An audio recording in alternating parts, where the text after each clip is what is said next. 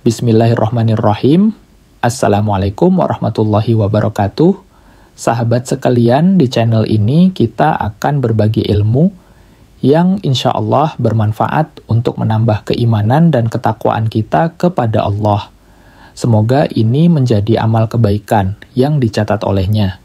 Jangan lupa untuk like, subscribe, dan share agar semakin banyak yang mendapatkan manfaat. Maka bagaimana caranya? Dekatkan pada waktu-waktunya. Jadi Allah itu paling cinta kalau ada hamba salah yang sadar dari kesalahannya, lantas dia meniti jalan kesolehan untuk bisa menutup salahnya. Itu langsung turun ayat Quran surah kedua ayat 222. Innallaha yuhibbut tawwabin. Allah sangat cinta jika ada hamba yang belajar dari salah untuk menjadi soleh. Disinilah muncul kalimat bijak dari ulama, Allah lebih mencintai orang salah, ya, pelaku maksiat yang gemar bertobat dibandingkan orang soleh yang tidak pernah merasa salah. Nah, maka di titik itu penting kita menata, apa nih salahnya? Tadi sholat. Oke, kita merasa sholat banyak tertinggal. Sekarang pengen kembali, pengen ditutup. Bagaimana caranya? Ulama ngasih solusi. Maka dikiaskan, dianalogikan dengan orang tidur tadi. Tapi udah panjang, walaupun bukan Ashabul Kahfi. Maka bagaimana caranya? Dekatkan pada waktu-waktunya.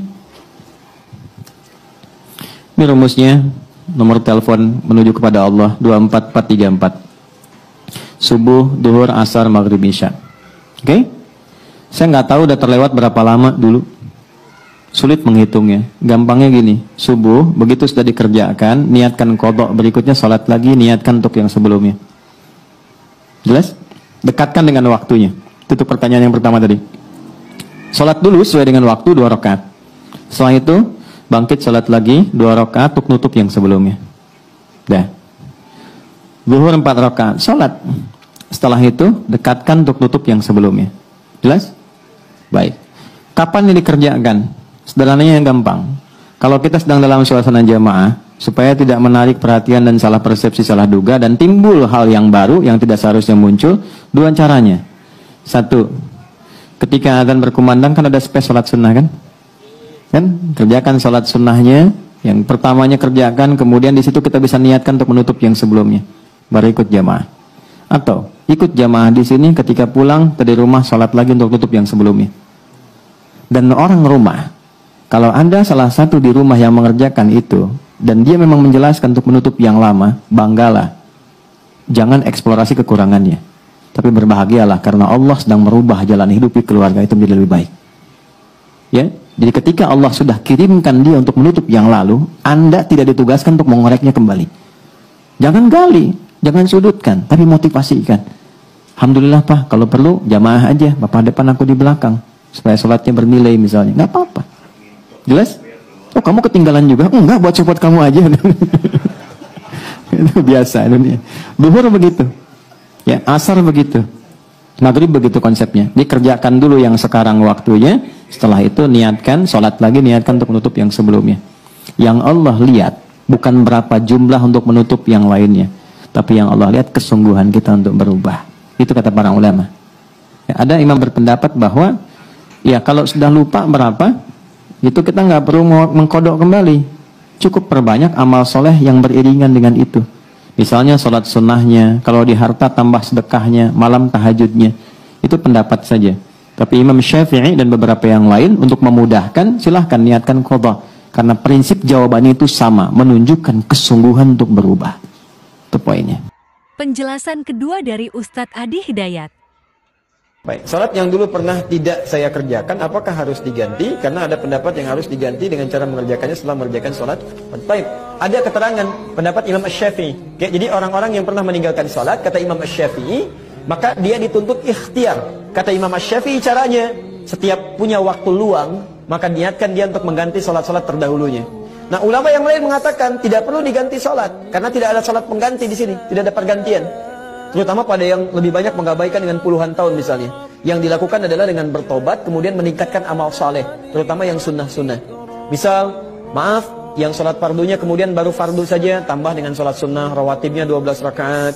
Kemudian misalnya sholat tahajudnya, sholat duhanya, itu yang ditingkatkan.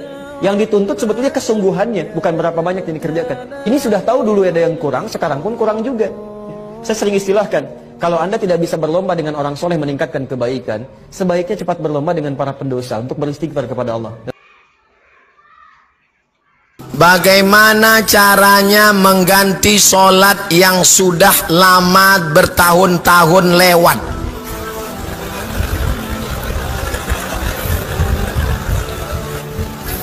La kafarata laha illa dzalik.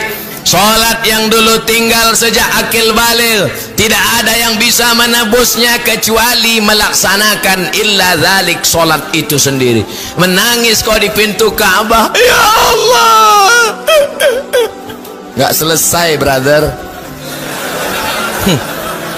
Enak aja, selesai sholat ambil tasbih, nggak selesai. Sholat yang lama dulu sepakat 4 mazhab. Mazhab paling tua Imam Abu Hanifah Hanafi, nomor 2 Malik bin Anas Maliki, nomor 3 Muhammad bin Idris Syafi'i, nomor 4 Ahmad bin Hanbal Hambali. Sepakat 4 mazhab Ahlussunnah wal Jamaah, sholat yang tinggal dulu wajib diqadha. Qadha bukan qobo.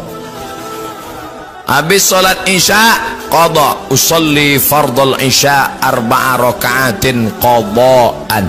Habis subuh qadha, tapi qadhanya jangan di masjid, nanti ketahuan.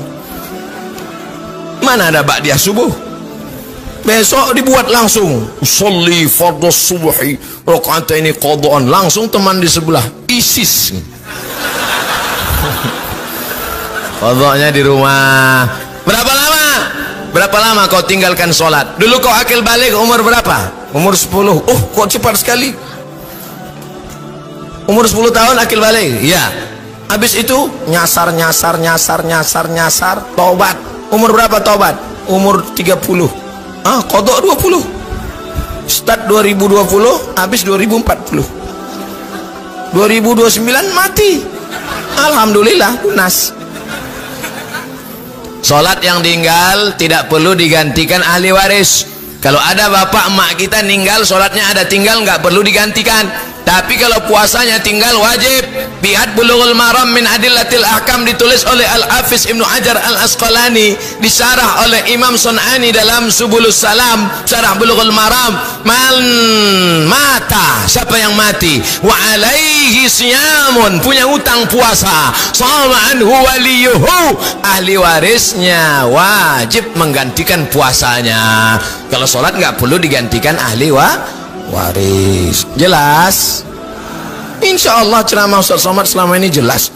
Yang bilang nggak jelas itu nggak punya paket 4 giga.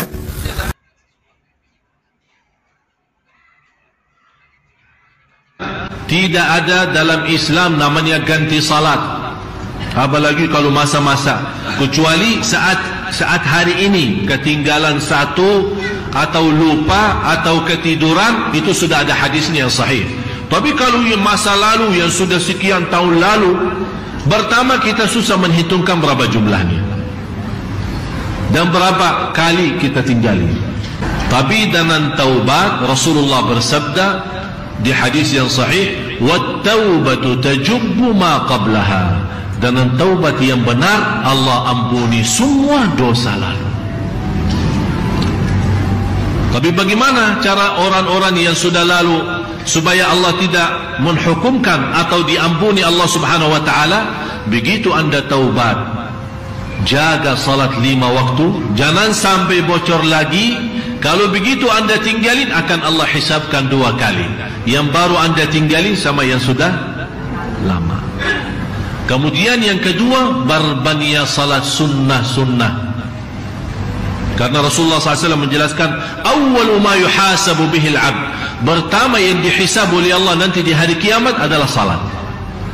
Kalau malaikat periksa salat yang wajib, kata malaikat, ya Allah, ada banyak salat wajib tapi banyak bocor, ya khusyuknya kurang, ikhlasnya tidak ada, ini macam-macam masalah. Kata Allah, coba lihat salat sunnah-sunnahnya. Kata malaikat, ya Allah, ada banyak salat sunnah, suka duha, suka qiyamul lail, sunnah qabliyah, ba'diyah, tahiyatul masjid, sunnah wudu, sunnah hajat, salat taubat, banyak sunnah-sunnahnya. Kata Allah, tutupi kekurangan salat wajib dan salat sunnah-sunnah. Mengqadha salat. Kalau ada orang punya salat yang ditinggalkan setelah akil balik, maka dia harus diqadha. Adapun cara mengqadha itu tidak harus sholat isya diqadha waktu isya. Utang sholat isya bisa Anda qadha waktu duhur. Bahkan bisa Anda qadha pagi, siang, malam, terserah, bebas. Membayar ya bebas. Jadi utang sholat maghrib tidak harus dibayar waktu maghrib. Kemudian, apakah misalnya waktu maghrib saya punya utang maghrib, saya double 2. Jangan 2, sampai 10, 50 pun boleh. Enggak ada masalah. Jadi namanya bayar utang bebas. Anda sholat maghrib, kemudian sholat maghrib lagi, sholat maghrib lagi, sholat maghrib lagi, utang boleh. Hanya mungkin yang paling enak adalah Anda perkirakan, saya target 3 bulan harus tuntas deh. Ya 3 bulan ini Anda kalikan, Anda bagi dengan 5 waktu. Utangnya Anda berapa, Anda bagi. Jadi begini, setiap habis sholat Anda sholat lagi. Kalau misalnya 1 tahun kita pernah meninggalkan sholat 1 tahun, berarti mengqadhanya 1 tahun. Jadi habis maghrib, sholat maghrib lagi. Habis isya, sholat isya lagi, berputar. Jadi ringan, tidak beban. Itu disebutkan para ulama, mengqadha boleh dengan cara nyicil bebas adalah jika waktu meninggalkan sholat dulu adalah karena adanya uzur. Misalnya, ya belum ngerti, tidak tahu, atau tiba-tiba merasa tidak sah karena nggak ngerti cara mandi besar misalnya. Uzur, nggak ngerti. Tapi disebutkan para ulama, jika meninggalkan sholatnya itu, ini yang kedua. Karena bandel, badung, sudah ngerti sholat wajib, nggak mau, maka wajib mengqadhanya for. Kalau perlu Anda selesaikan di hari itu juga.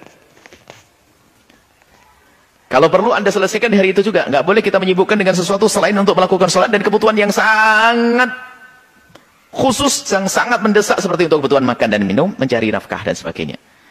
Wah, ini berat juga. Baik, kalau berat, paling tidak segera diqadha. Gitu saja. Ya, seperti itu ya. Jadi boleh Anda mengqadha kapan saja. Satu waktu sholat boleh, bermacam-macam sholat boleh. Intinya segera bebaskan diri Anda dari utang-utang. Baik waktu Anda meninggalkan karena Anda menantang Allah, melanggar Allah, ataupun di saat Anda meninggalkan tidak melanggar Allah karena lupa dan yang lainnya.